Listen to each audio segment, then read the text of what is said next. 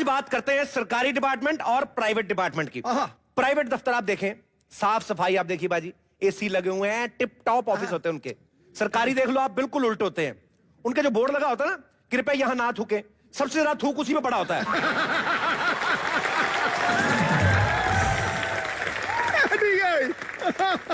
कोई भी डिपार्टमेंट देख लो, सब सरकारी कर्मचारी एक जैसे। जैसे मौसम विभाग ले लो, आप उनके पास जाओ ना, उनको पूछो कि बारिश कब हो सकती है, बताएंगे नहीं कभी। ये तो बड़े बाबू बताएंगे। तो बड़े बाबू कहाँ हैं? वो तो पानी में बह गए।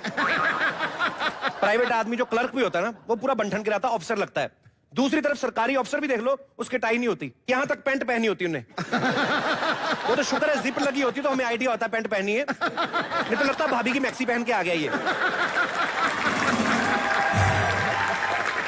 इसी तरीके से आप देख लो प्राइवेट अस्पताल और सरकारी अस्पताल, कितना फर्क है। प्राइवेट अस्पताल में मरीज जाता ना, उसकी बड़ी सोफिस्टिकेटेड सी बीमारियां होती हैं। My BP is low actually, मुझे डस्ट से एलर्जी हो जाती है। अमीर लोग होते हैं अमीर बीमारियां। सरकारी अस्पताल में बीमारियां कैसी होती हैं? बाजी मेरी जांघ पे बाल तोड़ हो गया,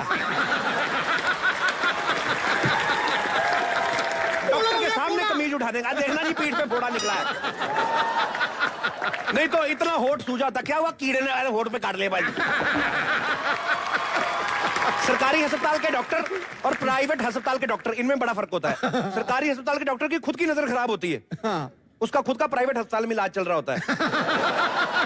इतना मोटा मोटा चश्मा पहन के घूमने सरकारी अस्पताल के डॉक्टर, कई बार तो जो पता लेने आए होते ना मरीज का, उन्हीं को इंजेक्शन ठोक के निकल जाते हैं। प्राइवेट अस्पताल की नर्स देख लो आप, इतने कपड़े पहने, हाउ यू फीलिंग नाउ?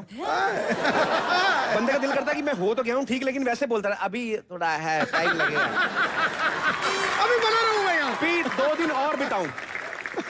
तरीके से पेश आती हैं। सरकारी अस्पताल की नर्सें पता लेने आती हैं, दवाई देने आती हैं, अजीब ही माहौल होता है उनका। कई बार तो थक जाती है इतना, बेचारी ड्यूटी देके मरीज को बोलती है हट बे, मेरे को भी कमर सीधी करने दे। मरीज के साथ ही लड़ जाती है। हर चीज में फर्क है बाजी। आप सरकारी एयरलाइंस देख लीजिए, आप उनके जहाज देख लीजिए, उनकी एयर होस्टेस देख लीजिए। प्राइवेट एयरलाइंस जो होती है वहां पे आपकी सुख सुविधा का ध्यान रखा जाता है एयर होस्टेस द्वारा। सरकारी में आपको एयर होस्टेस का ध्यान रखना पड़ता है। क्यों करके चलते, कुछ लेंगे आप नहीं।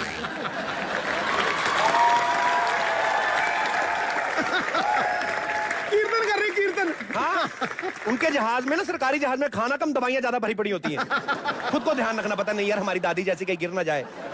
अनाउंसमेंट में बड़ा फर्क होता है। प्राइवेट वाले जब अनाउंसमेंट करते हैं, टिंग टांग टिंग, ये रेलवे स्टेशन वाला बच गया मेरे मुंह से। जो भी है, प्राइवेट वाले अनाउंसमेंट करते हैं ना, हमारे जहाज में टोटल 4 द्वार हैं, 2 आगे खुलते हैं, 2 पीछे से खुलते हैं।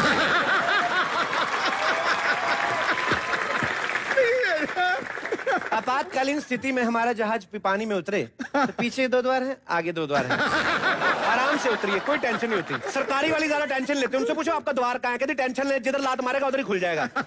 ये हाल है सरकारी जहाजों का। एक बार तो सच्ची बात है, मैं ट्रेवल कर रहा था जहाज में, पायलट का ना माइक ऑन रह गया कहीं अंदर से, तो उसका को पायलट अंग्रेज था, एक इंडियन था, तो आपस में बातें कर रहे हैं।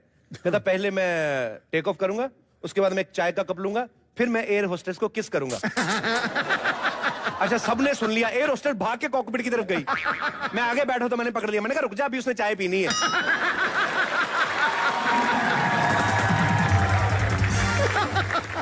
सब्र कर। फर्क होता है बाजी प्राइवेट और सरकारी में। यहाँ पे भी काफी सारे मेरे दोस्त होंगे, कुछ सरकारी नौकरी करने वाले, कुछ हैं यहाँ पे भाई साहब जी। आप सरकारी नौकरी करते हैं राइट? लगते हैं। कई लोग मुझे बोलते हैं भाई साहब आप फेस रीडिंग करते हैं। वही मैंने कहा फेस रीडिंग में मैं पेट रीडिंग करता हूं। क्योंकि प्राइवेट नौकरी वाले ओवर टाइम के लिए जाने जाते हैं, सरकारी नौकरी वाले ओवरवेट के लिए जाने जाते हैं। वैसे किस डिपार्टमेंट में काम करते हैं आप? सर जी बैंक में। सर एक बात बताइए, हाँ जी। सरकारी बैंक में करंट अकाउंट तो नहीं खुलता होगा? सरकारी बिजली तो आती नहीं, करंट कहां से आएगा?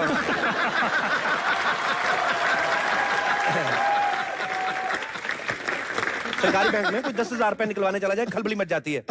जो उनका मेन मैनेजर होता है ना, वो खुद भाग के जाता है बगल वाले सेठ के पास ना, अंगूठी अपनी रख के पैसा लेके आता है। चलिए थैंक यू सर। आपने क्या नाम बताया अपना? राजेश शाह सर जी। राजेश, राजेश शाह। हाँ जी। Very good. और कोई मेरे भाई यहाँ पे कोई सरकारी कर्मचारी हो यहाँ पे?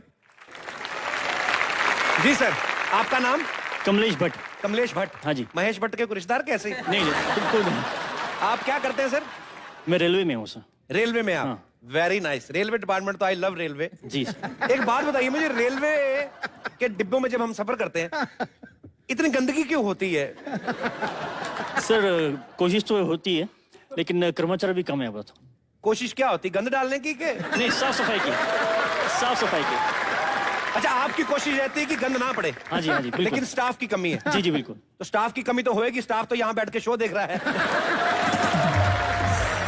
सर वीकेंड है तो आ गए अभी। वीकेंड है इसलिए आ गए? जी जी जी। चलो शनि इतवार है, रिलैक्स करो, सोमवार को देख लेंगे कितनी तरक्की करता जी जी। रहेगा।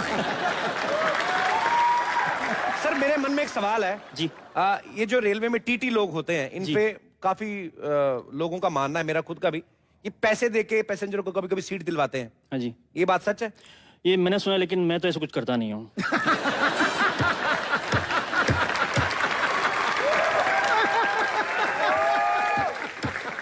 आप नहीं ऐसा करते? नहीं, बिल्कुल नहीं, बिल्कुल नहीं। या तो आप झूठ बोल रहे हैं या टीटी नहीं है आप। नहीं नहीं, बिल्कुल बिल्कुल टीटी हूँ। बिल्कुल टीटी क्या मतलब? रास्ते में आम नॉर्मली भी आप टिकट चेक करते जाते नहीं हैं? नहीं। घर में बच्चों को भी बोलते हैं, बीवी को भी बोलते हैं कि ये 2 बच्चे कहां से लाए, इनकी टिकट निकालो, ऐसा बोलते हैं? सिर्फ स्टेशनों पर। हाँ जी, सिर्फ स्टेशनों पर। सिर्फ स्टेशन पे? हाँ जी, हाँ जी। चलिए भट्ट साहब के लिए जोरदार तालियां। शुक्रिया भट्ट साहब। रेलवे की बातें करते करते मेरे को एक सच्ची घटना याद आ गई। पाजी आप तो उसके हीरो हैं, आपको याद होगा। बताओ। अमृतसर से जब गरीब रथ के कौन सी शुरू होने वाली थी दिल्ली के लिए, हाँ। कोई ट्रेन, हमारे पीएम साहब उसका उद्घाटन करने वाले थे, ये सच्ची बात है। और सिद्धू पाजी हमारे अमृतसर के एमपी हैं, ये पीएम साहब से पहले पहुंच गए, इन्होंने पहले ट्रेन चला दी।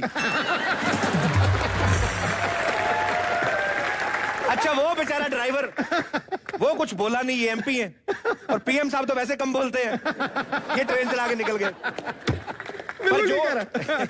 पर जो मर्जी कहे हम लोग, लेकिन पाजी हैं बड़े दरिया दिल। अभी कल ही इन्होंने 2 लाख लोगों में, गरीबों में कंबल बांटे।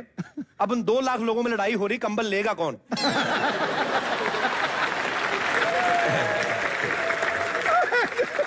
अबे सुई मेरे पे टूट गई है। और कोई मेरा भाई बंधु कोई? जी वाह वाह वाह, क्या बात है। मेरा नाम देवेंद्र है, मैं मुंबई देवेंद्र से हूँ। हाँ जी। जी देवेंद्र, आप क्या करते हैं? मैं फायरमैन हूँ, फायर ब्रिगेड में। फायर ब्रिगेड में? हाँ जी। थोड़ा कम जाया करे फायर के पास, काफी असर हुआ है आप पे।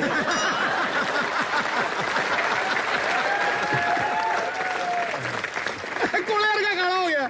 सर मेरे को एक सवाल पूछना है आपसे। हाँ बोलिए। ये जो फायर ब्रिगेड वाले होते हैं, हाँ जी। इनकी गाड़ी जब भी निकलती है, ऐसे क्यों करते हैं आप? इसका मकसद रहता है कि बहुत सारे लोगों की जान खतरे में रहती है, हट पीछे। उनको बचाने के लिए हम लोग को एक मतलब ये हट किसकी पीछे। जान खतरे में रहती है? जो आपकी गाड़ी के आगे हैं। जहाँ पे हादसा हुआ है। जहाँ पे हादसा हुआ? हाँ जी। कितने बच्चे हैं आपके? 5। ये दाएं बाएं क्यों देखा? उधर उधर क्यों देखा? इधर उधर क्या देखा? इधर कहीं छुपाए हुए हैं क्या?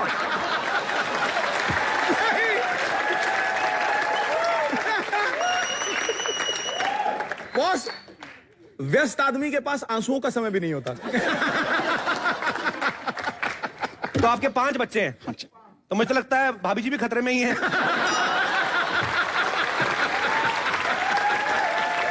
धन्य धन्य। बेसिकली इनका काम है जहां पे आग लगा हो उसको पानी डाल के ठंडा करें। पहले अपने पे पानी डालें आप। चलिए थैंक यू, शुक्रिया देवेंद्र जी। हमारे दर्शकों को ये जान के